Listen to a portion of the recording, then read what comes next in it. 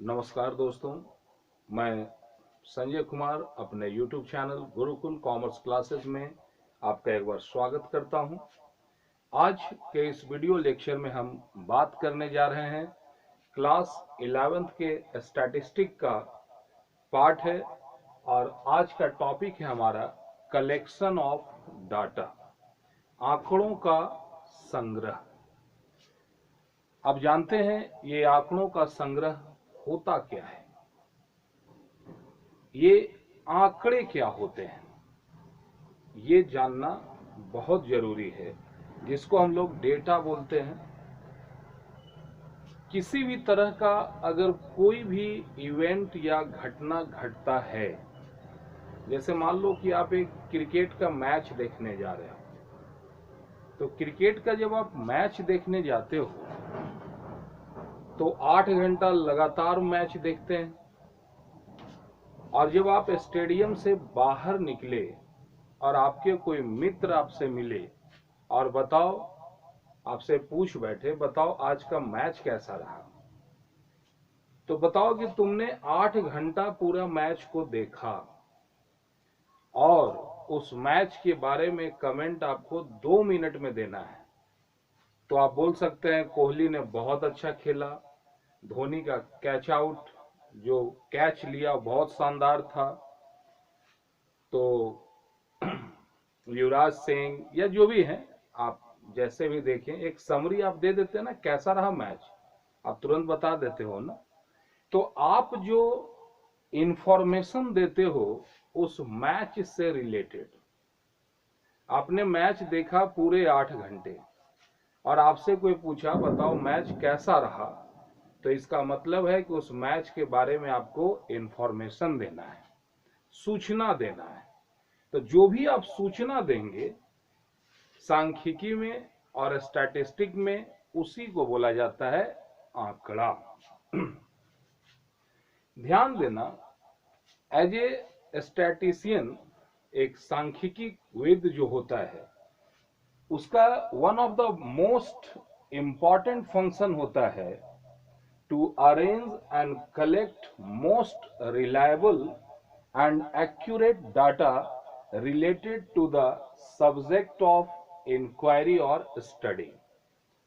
एक स्टैटिशियन जब आप बनेंगे, यानी आपको कहीं से इंफॉर्मेशन कलेक्ट करने का अगर आपको जिम्मेवारी दिया जाए, आप न्यूज चैनल देखते हैं तो न्यूज में आप देखते हैं कि कहीं पे कोई घटना घटा, तो ऐसे ही माइक लेकर के एक उसके कॉरेस्पॉन्डेंट होते हैं, एक कैमरामैन होता है जो पूरा इंफॉर्मेशन और सूचना को कलेक्ट करता है, और वो टीवी पे फिर उसका लाइव टेलीकास्ट होता है, और वो जो जवाब देता है उसके बाद फिर एज ए व्यूअर्स हम और आप कुछ कुछ डिसीजन लेते हैं। आप क्रिकेट मैच का समरी भी देखे होंगे, आप देखते होंगे टीम इंडिया प्लेयर्स का नाम है, रन कितना है, बॉल कितना खेला, रन आउट हुआ, कैच आउट हुआ, कैसे हुआ, ये जो पूरा समरी होता है उसी को हम लोग डाटा बोलते हैं।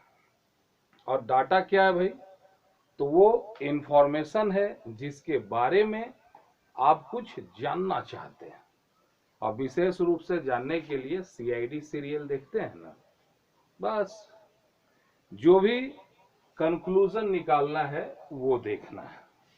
चलो जरा देखते हैं कि ये डाटा आखिर आता कहां से है। कलेक्शन ऑफ डाटा इस चैप्टर का ही नाम है। तो ध्यान देना, डाटा का मतलब होता है इंफॉर्मेशन और सूचना। जिस चीज के बारे में भी आप जानना चाहते हो उसका इंफॉर्मेशन या सूचना अगर आप जो भी लेते हैं, इसी को हम लोग बोलते हैं डाटा। क्लियर है? अब सोचो, ये डाटा आखिर आता कहां से है, इसका सोर्सेज क्या है। तो ध्यान देना, सोर्सेज ऑफ डाटा जो होता है वो दो तरह का होता है। पहला होता है इंटरनल सोर्सेज ऑफ डाटा, और दूसरा होता है एक्सटर्नल सोर्सेज ऑफ डाटा। अब ध्यान दो, एक स्कूल अपना जो है वो बुकलेट छापता है ना, बुकलेट समझते हैं,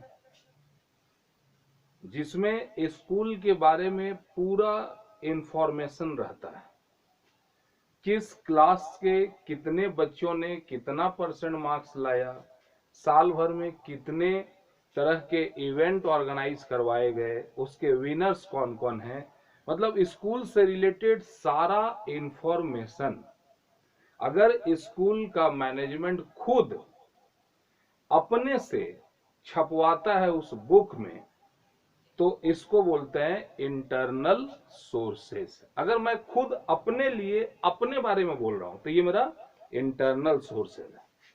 और एक होता है एक्सटर्नल सोर्सेज।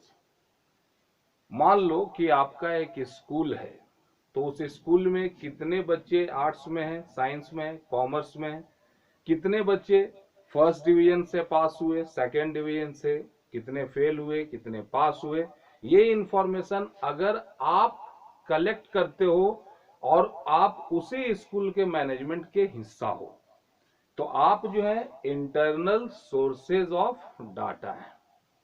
लेकिन अगर आपको बोल दिया जाए कि पूरे ऑल ओवर इंडिया में मैट्रिक का रिजल्ट कितना हुआ, स्टेट बाय इंफॉर्मेशन दो, तो आप अगर सारे स्टेट में जाते हैं और खुद जा करके वहां से डाटा लेते हैं, तो आप कहलाएंगे, अब जो सिस्टम्स आप कलेक्ट कर रहे हैं ये कहलाएगा external sources of data. Clear है? ध्यान देना, इंटरनल सोर्सेज तो खैर सिंपल है, मेन प्रॉब्लम आएगा एक्सटर्नल सोर्सेज में। आप जिस जगह रहते हैं, मान लो मैं तो झारखंड में रहता हूं, तो झारखंड के टोटल स्कूल में कितने बच्चे पास हुए, इस बात का इंफॉर्मेशन अगर मैं कलेक्ट करूं, तो मैं तो बाहरी आदमी हूं और स्कूल के बारे में इंफॉर्मेशन ले रहा हूं, तो ये मेरा, हम जो कर रहे हैं ये एक्सटर्नल सोर्सेज ऑफ डाटा कहलाएगा। क्लियर है? अब जरा सोचो कि इंटरनल सिंपल केस हुआ, अब होता है एक्सटर्नल। एक्सटर्नल में आपका दो मेथड होता है, एक होता है प्राइमरी डाटा। एक्सटर्नल तरीके से अगर आप डाटा कलेक्ट करते हैं तो इसके दो मेथड होते हैं, पहला होता है प्राइमरी डाटा और दूसरा होता है सेकेंडरी डाटा। तो प्राइमरी डाटा क्या है और सेकेंडरी डाटा क्या है? अगर मैं खुद जा करके, अगर मान लो मेरे को एक टास्क दिया गया कि बताइए कि आप एक स्कूल में आप जाएं, उसके क्लास 10th में जाएं और 10th क्लास के बच्चे लोगों का एवरेज मार्क्स कितना है ये बताएं। दो रास्ता है मेरे पास, मैं सीधे स्कूल के ऑफिस में जाता और वहां से सारे बच्चों का मार्कशीट ले लेता, अपने घर में आता, एक रिसर्च करता और मेरा हो जाता। ठीक है, ये बाहर से कलेक्ट किए। दूसरा सिस्टम था कि मैं सीधे उस क्लासरूम के अंदर जाता, हर बच्चे का मार्कशीट लेता, उसको अपने से देखता और उसका एक नोट बना करके बना लेता। तो ध्यान देना कि जब हम किसी और के इंफॉर्मेशन से अपना इंफॉर्मेशन निकालते हैं तो ये मेरा सेकेंडरी डाटा कहलाता है, और जब हम खुद जाकर के खुद रिसर्च करते हैं और अपने काम का डाटा खुद के लिए निकालते हैं तो ये मेरा प्राइमरी डाटा कहलाता है। क्लियर है? तो प्राइमरी डाटा के अंदर में देखो इसके 4 प्रकार हैं। प्राइमरी डाटा 4 तरीके से कलेक्ट किया जाता है। पहला है डायरेक्ट पर्सनल इंटरव्यू, दूसरा है इनडायरेक्ट पर्सनल इंटरव्यू, नेक्स्ट है इंफॉर्मेशन थ्रू लोकल सोर्सेज, और फोर्थ है इंफॉर्मेशन थ्रू क्वेश्चनायर्स। तो ये पहला जो 2 है उस पे जरा विशेष ध्यान देना होगा। तो क्या है भाई? तो डायरेक्ट पर्सनल इंटरव्यू और दूसरा है इनडायरेक्ट पर्सनल इंटरव्यू।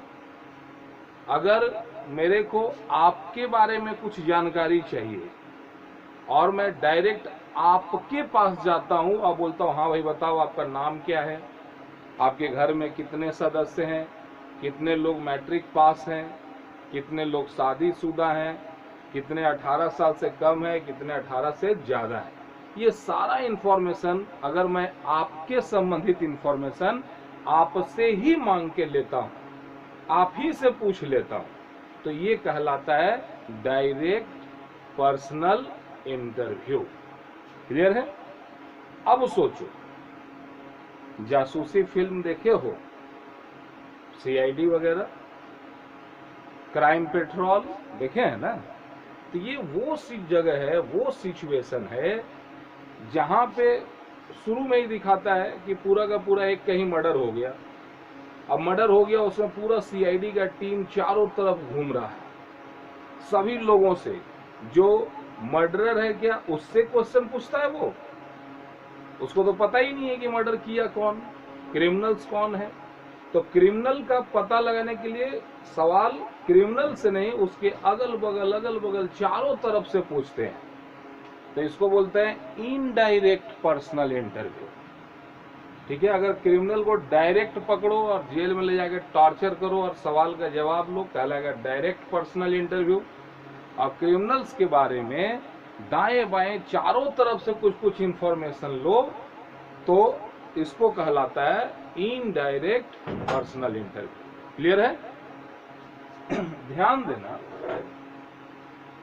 अब हम लोग देखते हैं कि ये लाइन से बात करते हैं डायरेक्ट पर्सनल इंटरव्यू क्या है।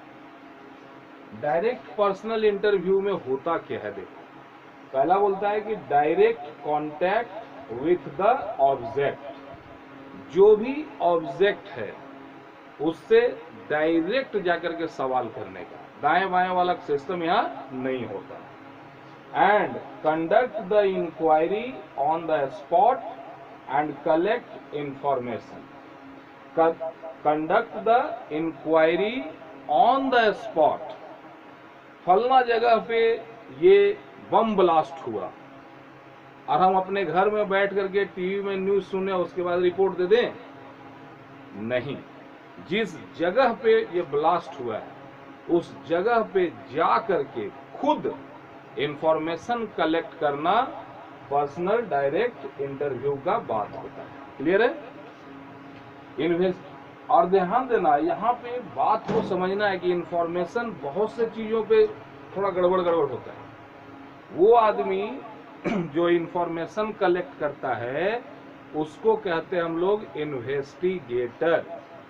इन्वेस्टिगेटर मतलब जासूस। जब आप डाटा कलेक्ट करने के लिए बाजार में जाएंगे तो आपके पास क्वालिटी एक जासूस वाला होना चाहिए। और जासूस कैसा होना चाहिए? तो ध्यान देना, investigator should be polite, diligent और अनबाइज्ड एंड टॉलरेंट। सहनशक्ति हो, नम्र रूप से बोलने वाला हो और पक्षपात करने वाला नहीं हो। अनबाइज्ड मतलब सामने वाला कुछ पैसा थमा दिया तो कुछ गलत न्यूज दे दिए, इंफॉर्मेशन दे दिए, वैसा नहीं। एक इन्वेस्टिगेटर में कुछ खास टाइप का क्वालिटी और गुण का होना जरूरी होना चाहिए। उसे डिलीजेंट होना चाहिए, पोलाइट होना चाहिए और अनबाइज्ड होना चाहिए और टॉलरेंट होना चाहिए। क्लियर? आगे बोलता है investigator collect the data personally और data are personally collected by the investigator from the informants. वही जो बार बार बोला गया है, investigator collect the data personally. Investigator किसी पे भरोसा नहीं करता है जब तक सूचनाओं से खुद वो संतुष्ट नहीं हो जाता है, फुल सेटिस्फाइड नहीं होता है, वो किसी के बात पे भरोसा नहीं करता है, क्योंकि किसी के भविष्य का बात है भाई। ठीक है, एक जासूस होता है कौन? तो इन्वेस्टिगेटर। अब जैसे आ जाओ इनडायरेक्ट ऑरल इन्वेस्टिगेशन में, हमने बताया जिसके बारे में पूछना है उससे नहीं पूछते, उसके अगल बगल वालों से जब पूछ के डाटा कलेक्ट करते हैं तो इसको बोलते हैं इनडायरेक्ट ओरल इन्वेस्टिगेशन। बोलता है data are collected orally from persons who are not subject to enquiry. मतलब जो मेन सब्जेक्ट है, जो मेन क्रिमिनल है, जो मेन बंदा है, उससे नहीं पूछना है, उसके आजू बाजू जितने लोग हैं सभी लोगों से पूछना है। आप रोड में जा रहे हैं, एक एक्सीडेंट हुआ, अब जिसमें एक्सीडेंट हुआ वो तो बेचारा पड़ा हुआ है रोड किनारे, उसको हॉस्पिटल ले जाने की तैयारी है। अब उसके पास जाके माइक ले जाकर पूछो बताओ तुमको कैसा फील हो रहा है, कुछ बोलेगा वो? नहीं ना। तो वहां जो बगल में जो खड़े होंगे लोग, हाँ जी भाई साहब बताइए एक्सीडेंट कैसे हुआ, इससे पूछे, उससे पूछे, उससे पूछे, 5 लोगों से पूछे और अपना कंक्लूजन निकाले कि हाँ एक्सीडेंट ऐसे हुआ हो। It is suitable when the field of investigation is relatively large. जब इन्वेस्टिगेशन का एरिया बहुत बड़ा हो। डायरेक्ट में क्या होता है कि जब इन्वेस्टिगेशन का एरिया थोड़ा छोटा हो, और इनडायरेक्ट में जब इन्वेस्टिगेशन का एरिया बहुत बड़ा हो। It is less expensive in terms of time and money. ये थोड़ा कम खर्चीला होता है। ध्यान देना, इस चैप्टर में जैसे अलग अलग टाइप का किसी भी जगह में जब आप चर्चा करने जाते हैं किसी नए टॉपिक में, तो हर जगह पे कुछ ऐसे वर्ड्स होते हैं जिन वर्ड्स पर वो चैप्टर डिपेंड करता है। तो ये कलेक्शन ऑफ डाटा जो आप चैप्टर पढ़ रहे हैं, इसमें कुछ वर्ड आएंगे, बार बार आएंगे, थोड़ा उस पर हम नजर डालते हैं। पहला देखो, field of investigation, secrecy, accuracy, wide coverage, originality and reliability. Field of investigation, अगर बात आपके स्कूल की हो, बात आपके घर की हो, बात आपके कॉलेज की हो, और बात आपके शहर की हो, या बात आपके राज्य की हो, या बात आपके देश की हो, तो बात है कि सब्जेक्ट है क्या चीज। एक स्मॉल एरिया होता है और एक लार्ज एरिया होता है। जब स्मॉल एरिया हो तो डायरेक्ट वाला मेथड काम करता है, लेकिन जब लार्ज एरिया हो, क्या है, फील्ड ऑफ इन्वेस्टिगेशन, हमको कहां से सूचना लेना है। अगर किसी मोहल्ले में है तो 2-4 लोग कर लो, किसी शहर में हो तो क्या 2-4 लोग से होगा? पॉसिबल नहीं है। क्लियर? सीक्रेसी, आपका जो इंफॉर्मेशन है, लोग बोलना तो सब कुछ चाहते हैं लेकिन फ्रंट में आना नहीं चाहते। बोल देंगे लोग कि देखिए हम तो बता देंगे, लेकिन फंसना हम नहीं चाहते। तो उनको अगर सीक्रेसी भी होना चाहिए, सामने वाले से जो इंफॉर्मेशन मिला वो सीक्रेट है या नहीं है। नेक्स्ट है एक्यूरेसी, तो नाम से ही सुनते हैं, वाइड कवरेज। आगे ओरिजिनलिटी एंड रिलायबिलिटी, जो भी आप सूचना आपको मिल रहा है वो ओरिजिनल है, भरोसे के लायक है, इस बात का निर्णय भी जरूरी होता है। Uniformity, flexibility, personal bias, unbias, uneconomical, ये वर्ड बार बार आएंगे। फ्लेक्सिबिलिटी मतलब जब चाहे तब थोड़ा ऊपर नीचे कम बेसी किया जा सकता है, रबड़ खींचते हैं ना, फ्लेक्सिबिलिटी। पर्सनल बाइज मतलब वही घूस पैरवी जो बोलते हैं। अनइकोनॉमिकल मतलब आपके बजट में आता है कि नहीं ये वाला मेथड, जो मेथड आपके बजट में है, budget economical. Expert opinion, less representatives, doubtful conclusion, economical, expensive, completeness, suitability, merits, demerits, lack of originality, lack of uniformity, less accurate, delay in collection, original and reliable, time consuming, informants। ये ऐसे word हैं जो इस chapter में आपके पास बार बार आएंगे। पहले तो डिक्शनरी से कोशिश करिएगा इस वर्ड्स का मीनिंग निकाले हम लोग, और अगर नहीं मिल पाता है तो नेक्स्ट वीडियो हम लोग बनाएंगे जिसमें हम लोग इसी वर्ड्स पे पूरा डिस्कशन करेंगे। ये वर्ड का मीनिंग अगर आपको समझ में आ गया तो स्टैटिस्टिक आपका दोस्त हो जाएगा। इसी आशा के साथ आप लोगों ने बहुत प्रेम और शांति से मेरी बातों को सुना और खासकर इतना दूर तक साथ दिया। अभी तक चैनल सब्सक्राइब नहीं किया तो प्लीज सब्सक्राइब कर लो। मिलते हैं नेक्स्ट वीडियो में। Thank you. जय हिंद।